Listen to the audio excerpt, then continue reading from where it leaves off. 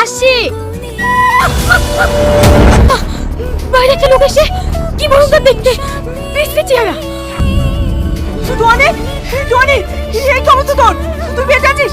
এতদিন তুই কোথায় ছিলি? কথায় আছে না, রাখে আল্লাহ মারে কে। সে অনেক ঘটনা ভাই, তোকে সব পরে বলবো। আমার সঙ্গে সালমার বিয়ে ঠিক হয়ে গেছে, আর 4 দিন পরে আমাদের বিয়ে। মা, তুমি এরকম কেন বাড়িতে আশ্রয় দিয়েছো? কে হয়? এর বিচ্ছিরি চেহারা দেখে আমার এত খুব পছন্দ হচ্ছে না। মা, ওর কথাই কিছু মনে করো না।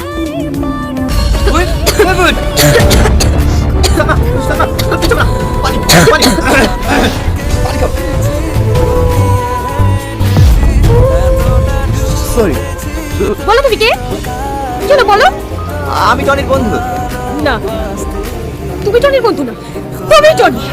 তোমার এই কণ্ঠের আওয়াজ সবসময় আমার কানে ভাসে। তোমরা কেন আমার সাথে এমন অভিনয় করছো? আমি কি করেছি?